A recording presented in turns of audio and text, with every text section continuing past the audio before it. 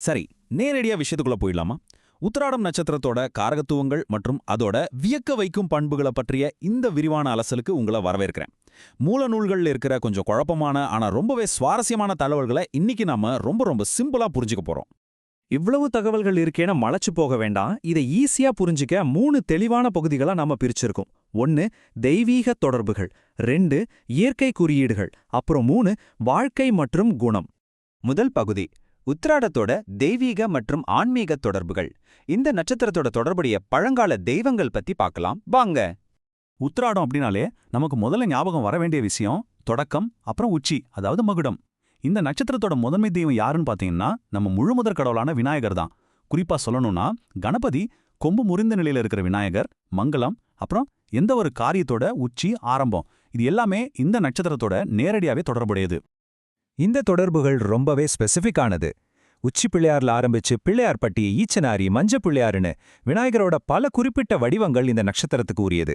அது மட்டும் இல்லாம ரேணுகா தேவி, மாரியம்மன், துர்க்கை போன்ற சக்தி வாய்ந்த பெண் தெய்வங்களும், கொங்கணவர், மகாபாரதத்துல வர ஷல்யன் போன்ற முனிவர்களும், ஏன் திருப்பதி போன்ற புண்ணிய தலங்களும் கூட இந்த ஆற்றலோட இணைஞ்சிருக்கு. இந்த ஆன்மீக வழிபாட்டோட எந்தெந்த பாரம்பரிய உணவுகள்லாம் இணைஞ்சிருக்குங்கிறது ரொம்பவே ஆச்சரியமான விஷயம். அமுத கலசம், அப்புறம் விநாயகருக்கு ரொம்ப பிடிச்ச கொழுக்கட்டை, அவல், பொரி, அப்பம், சுண்டல், இது மட்டும் இல்லாம நெய், கோதுமை, தயிர், பால்கோவா, சப்பாத்தில பொதுவான உணவுப் பொருட்களும் உத்திராடத்தோட காரகத்துவங்கள்ல ஒரு முக்கிய பங்கை வகிக்குது. ஆன்மீகத்தோட இன்னும் கொஞ்சம் ஆழத்துக்கு போனோம்னா ஓங்காரம், பிரணவ பொருள், காந்த சக்தி, அப்புறம் மோனநிலை, அதாவது ஒரு தியான நிலை, இதெல்லாம் உத்திராடத்தோட தன்மையை குறிக்குது. முக்கியமா சொல்லணும்னா நம்மளோட ஈகோவை, அதாவது அகங்காரத்தை அழிக்கிறது தான் இதோட கோர் கான்செப்ட். கேது மற்றும் குரு கிரகங்களோட ஆதிக்கம் தான் இந்த ஞானம் சார்ந்த குணங்களை உருவாக்குது. சரி, வானத்திலிருந்து கொஞ்சம் பூமிக்கு வருவோம். 2வது பகுதி இயற்கையான குறியீடுகள். உத்திராடத்தோட தாவரங்கள் மற்றும் விலங்குகளை இப்போ பார்க்கலாம். இங்க ஒரு இன்ட்ரெஸ்டிங்கான முரண்பாடு இருக்கு பாருங்க. ஒரு பக்கம் அரச மரம், அதாவது மரங்களின் அரசன், அதிகாரத்தோட குறியீடு. இன்னொரு பக்கம் ரொம்பவே பயன்படக்கூடிய இனிமையான பலாமரம் அல்லது பலாப்பழம். தெய்வீக அதிகாரமும் நம்ம அன்றாட நடைமுறை பயன்பாடும் எப்படி ஒன்னா இணையுது அப்படிங்கிறத இது ரொம்ப அழகா காட்டுது. விலங்குகளை எடுத்துக்கிட்டீங்கன்னா குறிப்புகள் ரொம்பவே ஷார்ப்பா இருக்கு.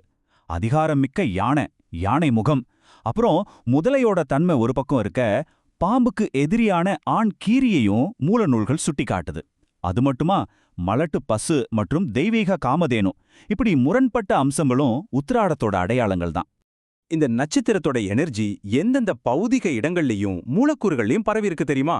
நதிக்கரை, குளக்கரை, இருண்ட குகைகள், நெருப்பு, ஈவன் வயல்வெளிகள், அருகம்புல், பளிங்கு கற்கள், இது எல்லாத்துலயும் உத்திராடத்தோட தன்மை நிறைஞ்சிருக்குன்னு சொல்லப்படுது. இப்போ நம்மளோட லாஸ்ட் அண்ட் ரொம்ப பிராக்டிக்கலான பகுதிக்கு வந்தாச்சு.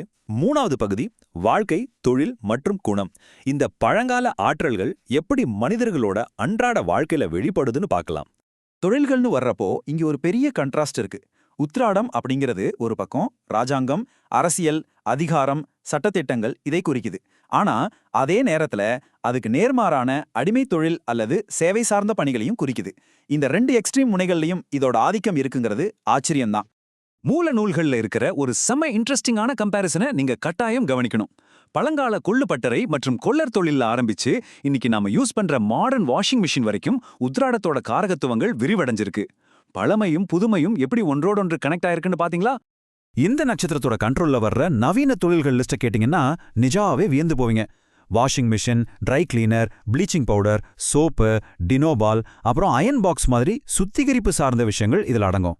அதை தாண்டி தையல் மிஷின், சைக்கிள் பெடல், மருத்துவம், டாக்டர்ஸ் மற்றும் கூட்டுத் தொழில் இதெல்லாமே இதுக்குள்ள தான் வருது. மனிதர்களோட கேரக்டரை பொறுத்த வரைக்கும் இது ஒரு தனித்துவமான மிக்ஸ் அப்படின்னு தான் சொல்லணும். பரந்த அறிவு, சூக்ஷ்ம வித்தை, எதிரிகளை வெல்லும் குணம், காரிய சித்தி, இப்படிப்பட்ட மாபெரும் பலங்கள் இவங்க கிட்ட இருக்கும். ஆனா அதே சமயம் தனிமை, லஞ்சம், அப்புறம் பிடிவாதம் போன்ற சவாலான குணங்களும் இவங்களுக்குள்ள ஒழிஞ்சிருக்கும். குடும்ப உறவுகள் அப்புறம் உடல் சார்ந்த விஷயங்களும் ரொம்பவே கிளியரா வரையறுக்கப்பட்டிருக்கு. குடும்பத்துல மூத்த மகன், அப்பா, அம்மாவோட எதிரி, மனைவியோட அம்மா, இவங்களே இது குறிக்குது. உடம்ப பொறுத்த வரைக்கும் இடது கை, இடது கால், பேச்சு, அப்புறம் உடல்ல இருக்கிற ஏதேனும் ஒரு குறைபாடு இதோட உத்திராட நெருக்கமா சம்பந்தப்பட்டிருக்கு. இந்த உத்திராடத்தோட அதிகாரம் மற்றும் அந்தஸ்து சார்ந்த தீம் நம்ம அன்றாட பொருட்கள்ல எப்படி வெளிப்படுதுன்னு பாருங்க. கைக்கடிகாரம், மோதிரம், செருப்பு, நாற்காலி, வாகனம், இந்த மாதிரி பொருட்களும் தன்மானம், பட்டம், பதவி மற்றும் சுயசொத்து மாதிரியான மதிப்பீடுகளும் இந்த நட்சத்திரத்தோட பிரிக்க முடியாத அங்கங்கள். இது எல்லாமே ஒருத்தரோட ஆளுமையும் சமூக நிலையையும் ஸ்ட்ராங்கா குறிக்குது. இறுதியா குறிப்புகள்ல இருக்கிற இந்த 100 அப்படிங்கிற நம்பர் ரொம்பவே முக்கியமானதுங்க. இது 100 வயசு, அதாவது ஒரு நீண்ட ஆயுள குறிக்குது. இது மகாபாரதத்தோட ஆயுட்கால தன்மையோடும் கர்மாதிகாரியம் சார்ந்த விஷயங்களோடும் இந்த நட்சத்திரத்தை இணைக்குது. நாம இந்த ஆழமான அலசலோட முடிவுக்கு வந்துட்டோம். ஃபைனலா உங்ககிட்ட நான் விட்டுட்டு போற கேள்வி இதுதான். பழங்கால அரச மரம், நவீன அயன் பாக்ஸ், அதிகாரம், அடிமை தொழில், இப்படி முற்றிலும் மாறுபட்ட இந்த குறியீடுகள் உங்களோட நிஜ வாழ்க்கையில எப்படி கனெக்ட் ஆகுது? இதை கொஞ்சம் சிந்தித்து பாருங்கள். இந்த தகவல்களை என்னுடன் இணைந்து தெரிந்து கொண்டதற்கு நன்றி. மீண்டும் அடுத்த பதிவுல சந்திக்கலாம்.